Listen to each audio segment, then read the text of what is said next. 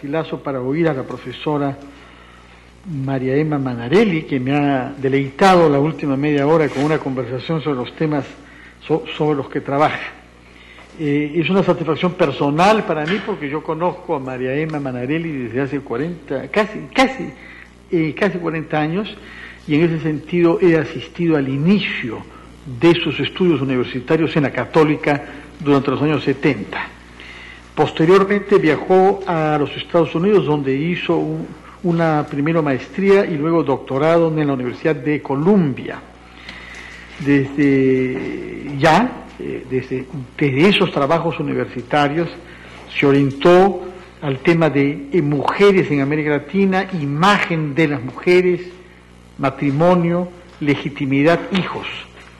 De ahí que su primer libro publicado en el Perú, si estoy bien informado, sea Pecados Públicos, la ilegitimidad en Lima del siglo XVII, el libro publicado en el 93, con una reedición, creo, del año 2005, me parece, ese libro, que es el primero que yo reconocí y que afirmó una personalidad de historiadora original, con acceso a fuentes nuevas que no se habían trabajado hasta entonces, y que observaban nuestra sociedad a partir de ángulos, criterios, temas que sin duda fueron renovadores para la historia en general y para la historia de las mujeres en el Perú en particular.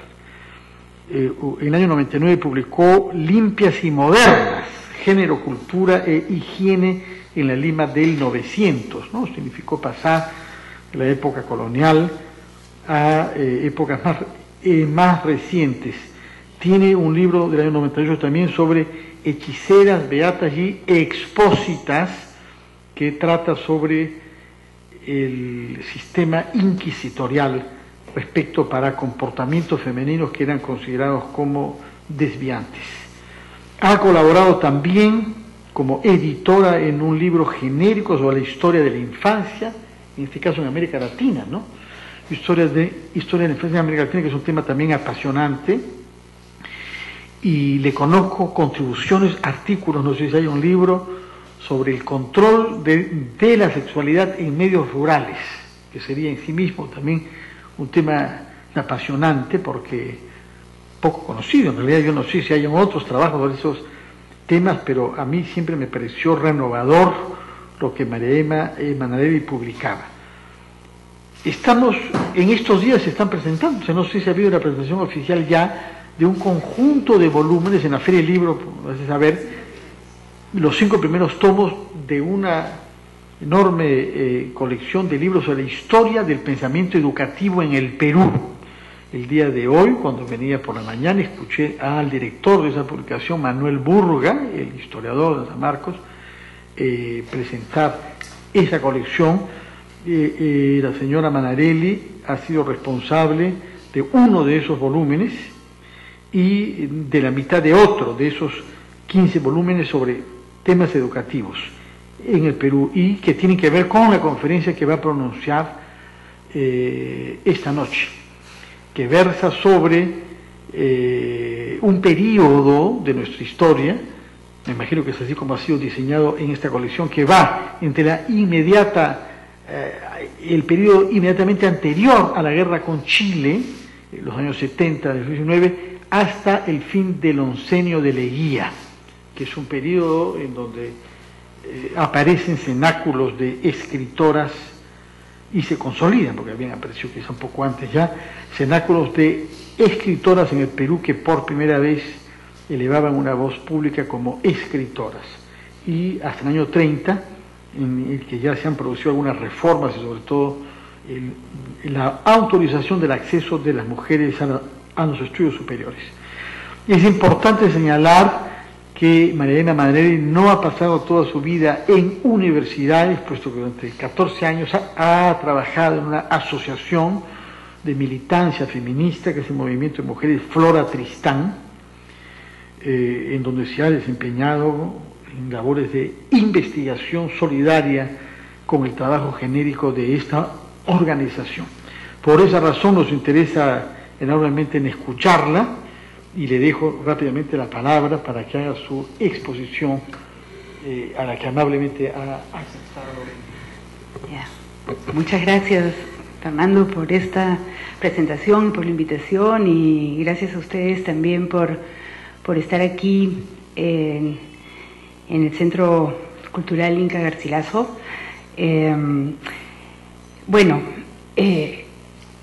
Este tema, ¿no?, que como dijo Fernando y como aparece en el título de Educación y Mujeres, las propuestas educativas de las mujeres vanguardistas de este periodo, es un tema bien importante, y yo, me encontré con estas mujeres en otras rutas, en otras indagaciones a propósito del cuerpo, de la sexualidad, de la imagen de las mujeres, del discurso médico, de preguntas alrededor del proceso de secularización en el Perú, y empecé a estudiar a médicos, a abogados y a mujeres escritoras, y fui conociendo a Mercedes Cabello, a Clorinda Mato, a Teresa González de Fani, y deslumbrándome con ellas, ¿no? Y siempre sorprendiéndome frente a la poca presencia, al desconocimiento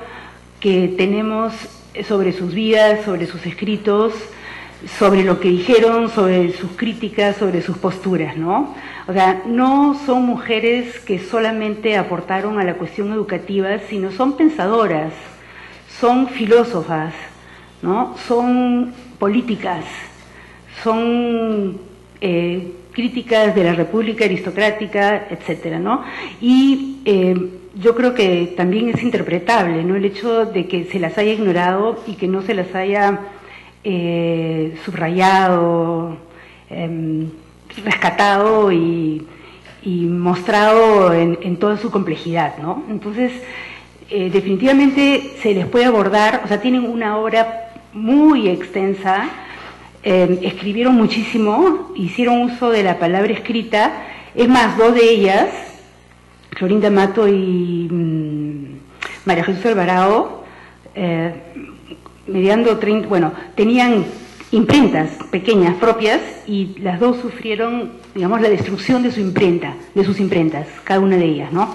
Entonces es interesante también ver cómo la escritura femenina ponía en cuestión, era una amenaza, ¿no?, un orden establecido, ¿no? No solamente, digamos, eso fue lo que me llamó la atención también, y lo que me enganchó con estas mujeres, ¿no? Su acceso a la palabra, el uso de la palabra escrita para expresar sus ideas y desplegar sus reflexiones y acercarse al público y, digamos, enriquecer una cultura pública, un espacio público muy venido a menos, ¿no?, donde las voces de los diferentes normalmente no eran escuchadas y eran monopolizadas por grupos que estaban más cerca a las élites y al poder, ¿no? O sea, con muy poca tolerancia frente a las discrepancias, a las ideas distintas, ¿no?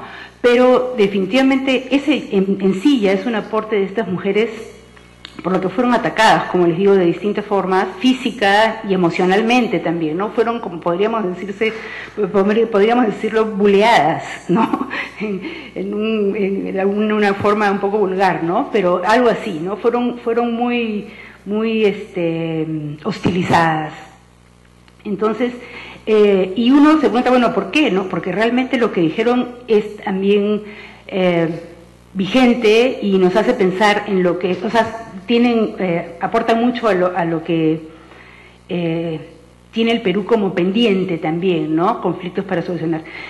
En todo caso, hay muchos historiadores que piensan, bueno, algunos importantes, ¿no?, que piensan que el ingreso de las mujeres a las aulas de las escuelas, de los colegios, de las universidades, tiene más impacto en sus vidas que el voto, por ejemplo. Eso no quiere decir que no vayan juntos, que no sean procesos paralelos, que no estén todo el tiempo, ¿no?, dialogando, ¿no? Pero, y no solamente en la vida de las mujeres, sino en la sociedad misma, ¿no? El ingreso de las mujeres a la escuela, a los colegios, a las universidades, tiene muchos significados en términos de la transformación, del ejercicio de la autoridad, del poder, etcétera, ¿no?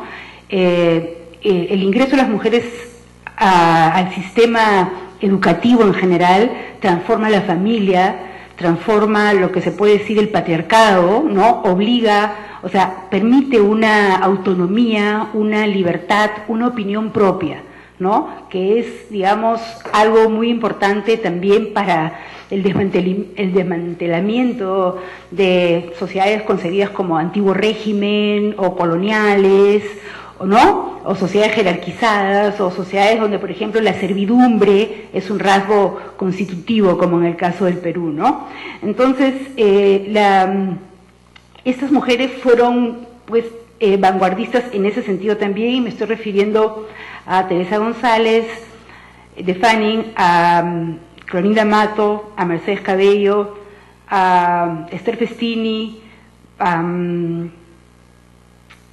Elvira García García, a María Luz Alvarado, etcétera. Obviamente cada una de ellas merecería una clase, un seminario, ¿no? Y acá vamos, pues lo que voy a tratar de hacer es más o menos presentar la época, ideas que compartieron y también algunas otras que las particularizan, ¿no? Entonces, con esta aclaración de lo que puede significar el ingreso de las mujeres al sistema educativo, ¿no? Tenemos pues que estamos en un momento de la vida republicana donde no se han resuelto muchas de los problemas que enfrentó la República desde su creación, la República Liberal, ¿no? Definitivamente tanto Bolívar como San Martín y los que apostaron por las distintas formas republicanas fundaron colegios para mujeres, les importó la educación de ambos sexos y pensaban que la República se basaba en la educación para todos. Obviamente que con las guerras entre caudillos, con esta virilización también de la política o del espacio público y de las dificultades para controlar la violencia, la fundación de escuelas en verdad fue una promesa, ¿no? de la vida peruana, como diría Jorge Basadre, una de las tantas, ¿no? Y se inhibieron estas propuestas durante varias décadas, dada la incapacidad de controlar la violencia, ¿no? Entonces, luego, con la época de Guano, hubo una relativa bonanza económica que le permitió al Estado pacificar ciertos espacios de la sociedad y que es pues un requisito también de la vida escolar, ¿no es cierto?, como de muchos otros aspectos de la existencia humana, ¿no?, espacios sociales pacificados. Entonces, también las mujeres formaron parte de esto, crearon espacios de discusión, escribieron, ¿no?, pudieron, las veladas literarias que también ha estudiado Francesca de Negri, que ha estado aquí, me parece, el miércoles pasado.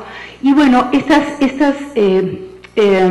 estos espacios dieron pie también a que mujeres esgrimieran, ¿no?, desplegaran sus puntos de vista a propósito de las tareas pendientes de la República, ¿no? Por ejemplo, es interesante ver cómo Juana Manuela Gorriti en algún momento dice, ¿no?, bueno, ¿qué república criolla moderna estamos fundando cuando las voces de los indios y de las mujeres no están presentes, ¿no? Bueno, para sintetizar algo que también Francesca dice, que siempre me acuerdo, ¿no?, que decía Juana Manuela Gorriti en La Quena y en otra, bueno, y denunciando varias cosas, ¿no? ¿Cómo fundar una república con tantos al margen, ¿no?, con tantas personas al margen? Bueno, en esos ambientes fue cuando, en esos ambientes es donde mujeres como Teresa González de Fanning y las otras que he mencionado empiezan a desarrollar sus ideas sobre la importancia de la educación para las mujeres y la importancia del trabajo. Ese es un punto fundamental que a nosotros nos parece hoy más o menos banal o más o menos resuelto, ¿no? Pero en esa época el trabajo estaba asociado con la inferioridad, ¿no? El trabajo estaba asociado con la servidumbre, con el trabajo manual, que siempre desde la colonia y buena parte de la República, incluso del siglo XX, había inferiorizado a las personas, ¿no? Entonces,